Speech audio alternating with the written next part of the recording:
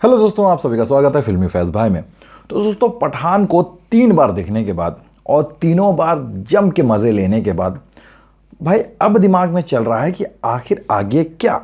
जी हाँ, जहाँ हमें भाई फिल्म के शुरुआत में इतना खूबसूरत सा लोगो दिखाया गया YRF स्पाई यूनिवर्स, तो भाई ये इस स्पाई यूनिवर्स का भाई फ्यूचर है क्या। चलिए आगे जानने की कोशिश करते हैं। तो भाई जहाँ पठान मूवी ख़त्म होती है, मतलब जहाँ पे जॉन अब्राहम इंडिया पे बायोलॉजिकल बम गिरा रहे हैं जिसकी वजह से बहुत बीमारी फैलेगी और पठान हमारे किसी तरीके से उन्हें रोक लेते हैं और फिर जॉन अब्राहम को खाई में ऐसे करके फेंक देते हैं। तो भाई यहाँ पे भाई हीरो की जीत हो जाती है, विलेन हार जाता है, देश बच जाता है और पठान मूवी ख़त्म हो जाती है। तो भाई फिल्म ख़त्म होने के बाद आता है मिड क्रेडिट सीन। एक पोस्ट क्रेडिट सीन भी है, तो वो ज़्यादा मायने नहीं रखता। हाँ, मज़ा आता है देख के, लेकिन वो काम का नहीं है। और ये जो मिड क्रेडिट सीन है ये बहुत काम का है। यहाँ पे हमें देखने को मिलता है कि भाई पठान बोलता है कि भाई मैं तो चला अब तुम्हारे हवाले वतन साथियों, और वहाँ कर्नल लूथरा बोलता है कि नहीं भैया, तुम्हारी ज़रूरत है और भैया इस देश को अकेले तुम अकेले नहीं बचा सकते, ठीक है। और ना टाइगर बचा सकता है, ना कबीर बचा सकता है, ना मैं खुद बचा सकता हूँ।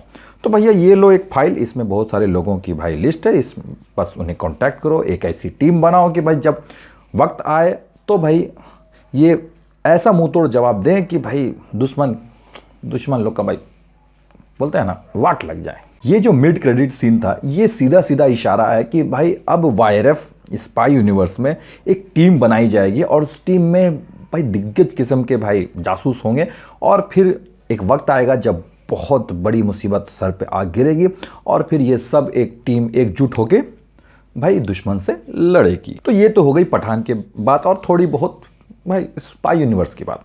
लेकिन अब इसके बाद क्या? इसके बाद है टाइगर 3। जी हाँ, इसी साल दिवाली में आ रही है टाइगर 3। वो भी इस स्पाई यूनिवर्स का हिस्सा है, जहाँ पठान को जब सलमान खान का जो कैमियो है आप लोग देख लिया होगा, मज़ा आ गया देख के। तो सलमान खान उस पठान को बचाने के बाद तो कहते हैं कि भाई मैं बहुत बड़े मिशन पे जा रहा हूँ और उस मिशन में पठान की ज़रूरत होगी।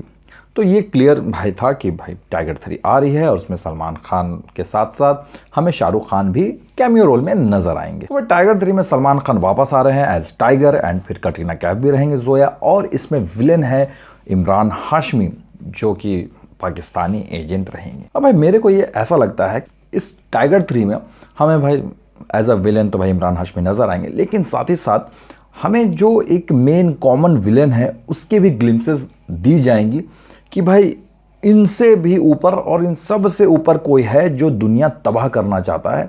और बिल्कुल मैं चाहूँगा कि जब कबीर, टाइगर और पठान एक हो, एक सीन एक साथ स्क्रीन शेयर करें, तब भाई कुछ वर्ल्ड लेवल थ्रेट हो, बस इंडिया को नहीं, और मज़ा आ जाए कि भाई पूरी दुनिया को बचाया इंडियन सोल्जर्स ने।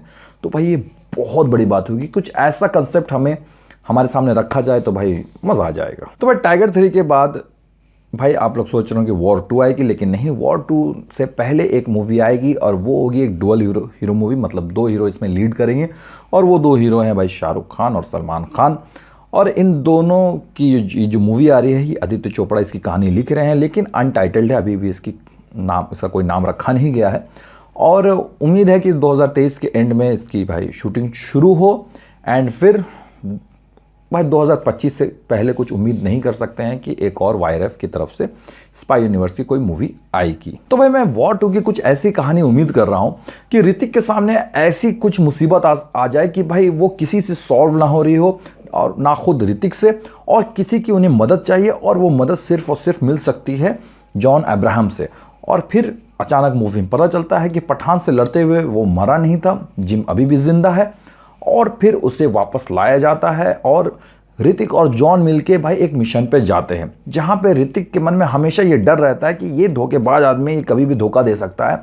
लेकिन जॉन अब्राहम क्योंकि एक रॉ एजेंट और इंडियन सोल्जर रह चुके हैं, कहीं ना कहीं भाई भारत माता के लिए कुछ थोड़ा बहुत उनके लिए भाई प्यार दिल में रहता है और वो हमें इस स्पाई यूनिवर्स में as a anti hero emerge होते हुए नजर आते हैं। अब क्या दोस्तों, ये जो स्पाई यूनिवर्स है ये मार्वल के सिनेमैटिक यूनिवर्स की तरह ही हमारे दिल में घर कर पाएगी?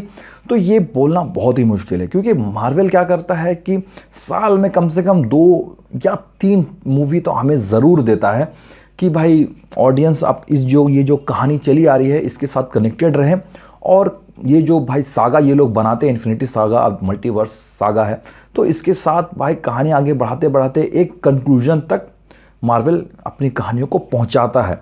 तो इसके लिए भैया वाईआरएफ को भी इसी तरीके का भाई स्ट्रैटेजी लेना चाहिए और उन्हें भाई आगे की कम से कम 10 साल की भाई प्लानिंग करके रखनी चाहिए, और साल में कम से कम तो 2 मूवी बिल्कुल ज़रूरी है। जैसे इस साल तो ठीक है, पठान आ रही है और फिर टाइगर आ रही है, लेकिन अगले साल भी हमें 1 या 2 मूवी बिल्कुल मिलनी चाहिए, नहीं तो भाई धीरे धीरे भाई स्पाई यूनिवर्स का जो क्रेज़ है वो धीरे धीरे ख़त्म हो जाएगा, और जो आप यूनिवर्स बिल्ड कर रहे हैं वो अच्छे से बिल्ड नहीं हो पाएगा। तो दोस्तों ये थी मेरी कुछ प्रिडिक्शंस और थ्योरीज।